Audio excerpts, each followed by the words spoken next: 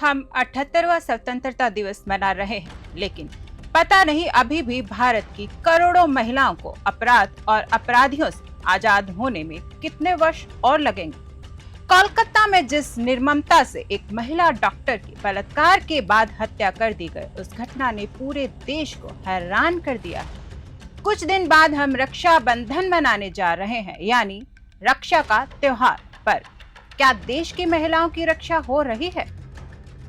नमस्कार, मैं हूं सुमन मान और आप देख रहे हैं न्यूज़ 21। बहुत ही दुख की बात है कि एक महिला डॉक्टर का सरकारी अस्पताल में न ही सिर्फ बलात्कार होता है, बल्कि इसके बाद गर्दन की हड्डी तोड़कर उसे बड़ी ही बेरहमी से मार दिया जाता है। देश में हर दिन लगभग 86 महिलाएं बलात्कार का शिकार होती हैं। इस डॉक्टर महिला की फैमिली द्वारा जब अपनी आप बीती मीडिया से शेयर की जाती है, तो उससे सुनकर शायद आप भी एक महिला होने पर अफसोस करेंगी। कैसे बताया उन्होंने कि अपनी बेटी की लाश देखने के लिए उन्हें घंटों लाइन में लगना पड़ा। इस देश की हालत ये है कि अगर आपकी जान पहचान नहीं है, आप पैसे वाले नहीं हैं और किसी बड़े नेता से आपकी जान पहचान नहीं है, तो आपको अपने ही बच्चे की लाश तक नहीं मिलेगी। आपको अपने बच्चे की लाश के लिए घंटों लाइन में लगना पड़ेगा, हाथ जोड़ने पड़ेंगे, सरकारी अधिकारियों की मिन्नतें करनी पड़ेंगी, तब जाकर आपको अपना हक मिलेगा। उस महिला की फैमिली से जो महिला बयान देती हुई सोशल मीडिया के ऊपर दिखाई दी है, उन्होंने जो शब्द बोले हैं वो दिल को चीर देने वाले हैं।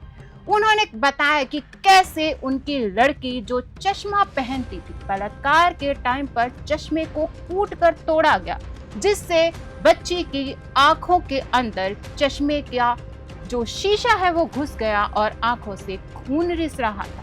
उसकी दोनों पैर राइट एंगल में थे, यानी कि आप खुद सोच सकते हैं कितनी बर्बरता से उसका बलात्कार किया गया, और बलात्कार ही नहीं, उसके बाद एक नृशंस हत्या कर दी गई। आज पूरा देश निशब्द है। कितनी और बेटियां निर्भया बनेंगी? 2012 में जब निर्भया कांड हुआ था, तब पूरा देश सड़कों पर उतर आया था। तब लगा था कि लोगों में संवेदनशीलता जागेगी, देश में महिलाओं की स्थिति बेहतर होगी। लेकिन 2012 से लेकर 2024 तक कुछ भी नहीं बदला है। आज भी सब कुछ वैसे के वैसा है, जबकि हम अपना 78वां स्वतंत्रता दिवस मना रहे हैं। हमारे देश में इंसाफ एक मजाक बना हुआ है। कोलकाता की इस घटना ने ये साबित कर दिया गया है कि इंसाफ बहुत ही मुश्किल से मिलता है, और कभी तो मिलता ही नहीं है। इस मामले में जहां प्रशासन को अपनी पूरी ताकत इंसाफ दिलाने में झोंक देनी चाहिए थी, ठीक इसके विपरीत पूरी ताकत मामले को दबाने में लगा दी। न जाने क्यों पूरी ताकत लगा दी इस घटना को आत्महत्या करार देने में। 9 अगस्त को सुबह जब अस्पताल के सेमिनार हॉल में इस महिला का शव बरामद हुआ, तो हॉस्पिटल की मैनेजमेंट और पुलिस दोनों ने ही इसे आत्महत्या बताया। अब हम आपको दिखा रहे हैं वो वीडियो जहां सेमिनार हॉल में महिला का शव बलात्कार के बाद बरामद हुआ और हत्या हुई। जिस हालत में ये शव पाया गया, कहीं से भी ये आत्महत्या का मामला नहीं लग रहा था। बताया जा रहा है कि शव अर्धनग्न अवस्था में था और उस पर चोट के निशान थे।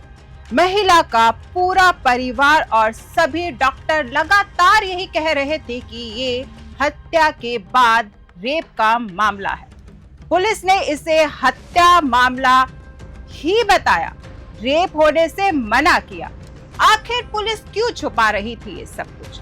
जब डॉक्टर्स ने हड़ताल पर जाने की बात की और निष्पक्ष जांच की मांग की, तब जाकर पुलिस ने 9 अगस्त को सुबह संजय रॉय नाम के एक व्यक्ति को गिरफ्तार किया। बताया गया कि संजय रॉय शराब पीकर एक हिंसक वीडियो देख रहे थे, जिसके बाद वो नशे की हालत में हॉस्पिटल के सेमिनार हॉल में पहुंचे और उस महिला के साथ में बलात्कार किया और बलात्कार के बाद उसकी हत्या कर दी।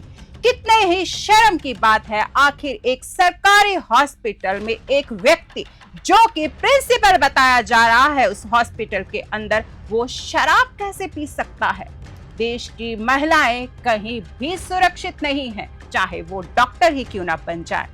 पुलिस आगे भी इस मामले को घुमाती रही और ये भी कहा कि ये गैंग रेप नहीं है, लेकिन पोस्टमार्टम रिपोर्ट में साफ है कि ये गैंग रेप है।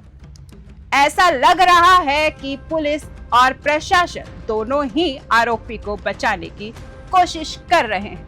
आखिर कब तक देश की बेटियां इसी तरह से बलात्कार और हत्या का शिकार होती रहेंगी? कितनी बेटियों की बलात्कार के बाद एक निर्मम हत्या कर दी जाएगी? प्रशासन क्या कर रहा है? पुलिस क्या कर रही है? हम ये सवाल करते हैं अभी की कार्यरत सरकार से। बने रहे हमारे साथ, देखते रहिए न्यूज़ 21। धन्यवाद।